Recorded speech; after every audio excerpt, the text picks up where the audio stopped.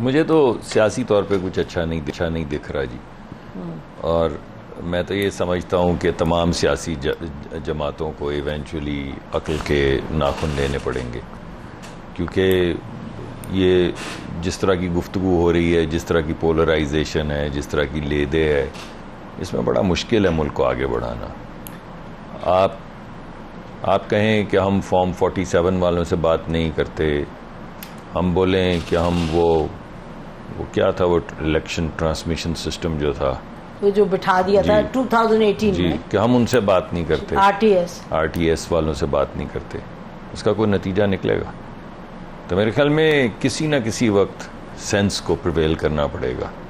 और होता है कि हम बिल्कुल तारीकी के एक दूसरे के साथ ब्रिंकमैनशिप करते, बिल्कुल एज पे, ब्रिंक पे, ब्रिंकमैनशिप की खूबी है कि आपको पता नहीं कब चलता कि कब आप क्लिफ से नीचे गिर गए। और मेरे ख्याल में यही हुआ भी है। 9 मई के हवाले से भी आप थोड़ी देर पहले पूछ भी रही थी, 9 मई हो या दीगर कई अवामिल ऐसे हुए हैं जिसमें उस ब्रिंकशिप की खेल में हम खाई में गिर गए, सियासी खाई में गिर गए, और जिससे सिर्फ नुकसान पीटीआई का नहीं हुआ, हमारा भी नुकसान हुआ है और हमने भी नुकसान किया होगा माजी में।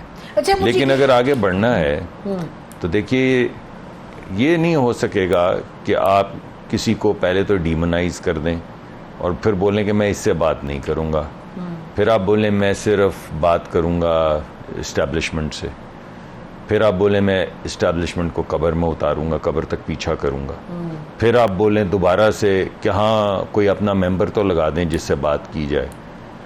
ये खेल मुझे नहीं पता ये क्रिकेट में ऐसे चलता है या नहीं, मगर सियासत में ऐसे नहीं चलता है, इसके बड़े कॉन्सिक्वेंसेस होते हैं। बैनुल अक़वामी पॉलिसी के अंदर भी आप साइफर निकाल दें, आप जलसों में साइफर्स को ले आएं, सही या गलत, उसके कॉन्सिक्वेंसेस होंगे ना, उसके कॉन्सिक्वेंसेस होते हैं। और सिर्फ मैं अमेरिका के हवाले से नहीं बात कर रहा, फ्रांस के हवाले से भी मैं बात कर सकता हूँ, जो हमारे मशरक़ वस्ता के कुछ दोस्तों को नाराज़ करके 2 ममालिक दीगर को खुश करने की कोशिश, फिर उनको कह दिया कि हमें उनने रोक लिया। यानी इन तमाम चीज़ों के कॉन्सिक्वेंसेज हैं, चाहे बैनुल अक़वामी पॉलिसी आप खारजा की नुक्ता नज़र से देखें या मुल्की से देखें। नतीजा नहीं, मैं बिल्कुल नहीं, मैं आखिर में आप सही कह रही, आखिर में चार्जशीट हो गई, आप बेशक इसको हज़फ कर दें। मैं वापस उधर आता हूं जहां से मैंने शुरू किया था मुकदमा। मैं इस अगर आप वाकई चाहती हैं कि ये हाँ, तो फिर मैं ये बात नहीं करना चाहता। अच्छा, मैं ये बात करें, मैं चाहती हूँ आप इसको भी एड्रेस करें। देखिए, आप you're in the centre of all this activity, जो इकोनॉमिक एक्टिविटी, सऊदी अरेबिया की इन्वेस्टमेंट का जो भी पूरा प्रोसेस है, उसकी जिम्मेदारी आपके पास है। तो आप भी ये कहते हैं, मैंने आपको in studio and out of studio, on camera off camera सुना है कि सियासी मामलात रिजॉल्व होने होंगे, नहीं तो मामलात आगे नहीं बढ़ेंगे। जी, मैं इन दोनों चीज़ों को अलहदा करता हूँ। मान लें कि हम कुछ ऐसी डील्स लेकर आ जाते हैं जिससे पैसे आ जाते हैं, और मान लें कि 2, 4, 5 बिलियन डॉलर आ जाते हैं, उससे सियासी स्टेबिलिटी तो नहीं आएगी ना जी। और ये जो हम आंगी की ज़रूरत होती है सियासी और मुआशी तरक्की में, मुआशरती तरक्की में भी, एक्चुअली सिर्फ सियासी मुआशी नहीं होता, हमारे मुआशरे में जो रिग्रेशन है, जो रोज़ हमारे बच्चे सड़कों पे मरे पड़े होते हैं, शहीद होते हैं, रॉकेट लॉन्चर मार रहे हैं, पुलिस वालों को मार रहे हैं, भत्ते ले रहे हैं लोग कि खैबर पख्तूनख्वा के अंदर कच्चे के डाकू हमसे काबू नहीं आ रहे हैं, हमने आके आबाद कर दिए हैं वो लोग जिनको दहशतगर्द कहते थे, हमने कोई नई पॉलिसी बना दी, वो आबाद हो गए हैं, अब वो हमारे सरों पर नाच रहे हैं, हमें समझ। तो बुनियादी तौर पे ये जिम्मेदारी है ना। सेनेटर साहब हमारे तो बड़े अच्छे दोस्त भी हैं, सेनेटर साहब बैठते हैं और जो कमेटी में आप इनकी गुफ्तगू सुने तो उसमें बड़ा ठहराव होता है, ऐसे 10-50 लोग बैठे ना। अब ये मुल्की मामलात को तय भी तो करना है, सियासी नोक झोंक तो हमारी चलती रहेगी, हम करते रहेंगे, लेकिन आप ये कहें कि मैं जमहूरियत पे यकीन रखता हूँ, मैं एक सियासी जमात हूँ, मैं मुल्क का सबसे बड़ा लीडर हूँ, लेकिन सियासतदानों से बात नहीं करूँगा, सियासी जमातों से बात नहीं करूँगा, और मैं उनसे बात करूँगा जिनके पास ताकत है।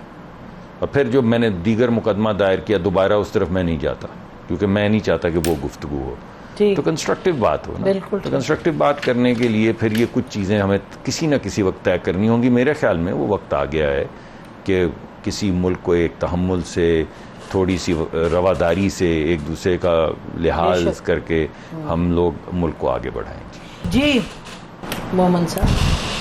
बिस्मिल्लाहिर्रहमानिर्रहीम, या का नाबुदो वो या का नस्ताईन। देखिए मुसद्दिक साहब एक किस्म के रिश्ते में मेरे बड़े भाई लगते हैं, क्योंकि इनका जो छोटा भाई है वो मेरा क्लास फेलो है और हम एक दूसरे को कोई तकरीबन ऑलमोस्ट टचिंग 50 ईयर्स से जानते हैं, तो बहुत रिस्पेक्ट का बड़े भाई वाला वो रिश्ता है। और ये उन चंद लोगों में से PMLN में से हैं जो थोड़े से पढ़े लिखे भी हैं। तो अब क्या पढ़ा लिखा कौन नहीं, मतलब उसको मतलब वो सोच विचार है, सोच विचार के लिए रिफ्लेक्शन वो कर है, सकते ये हैं, no मतलब question। चंद एक जुमले लिख सकते हैं, बोल सकते हैं, कर सकते हैं, ठीक है ना। तो इनको चाहिए कुछ लोगों को पढ़ाना भी शुरू करें। लेकिन देखिए अब आ जाती है बात जो मेन चीज़ है।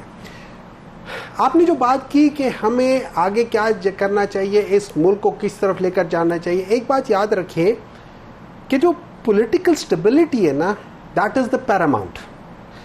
पॉलिटिकल स्टेबिलिटी का ये मतलब हरगिज नहीं होता कि मैं और मुसद्दिक साहब एक बात पे हम लोग एग्री करें, बेशक, ठीक है।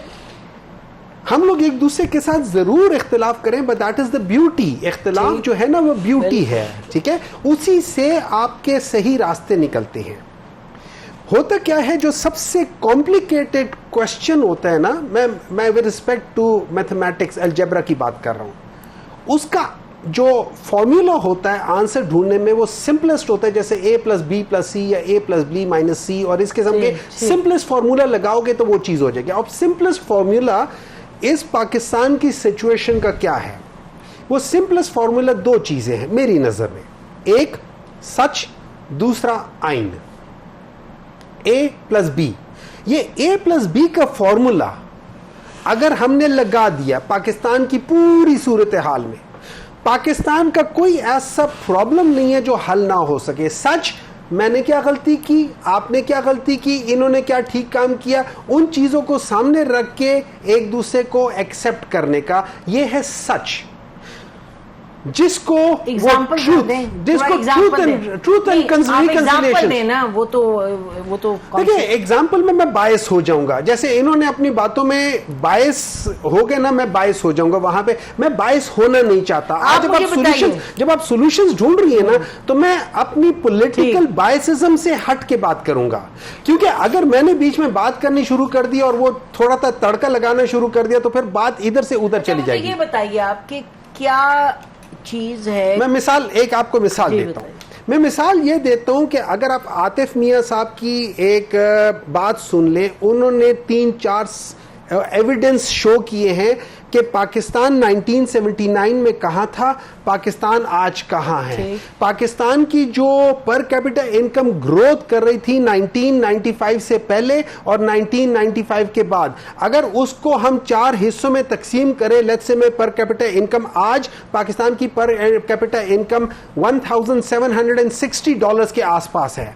अगर हम जिस लिहाज से पाकिस्तान 1995 से पहले कर रहा था उसी लिहाज से जो पाकिस्तान की तरह के जो ममालिक हैं जिनका इसी तरह, अगर उस तरह का पाकिस्तान ग्रो करता तो 2018 में पाकिस्तान की पर कैपिटा इनकम तकरीबन $2200-2300 हो जाती।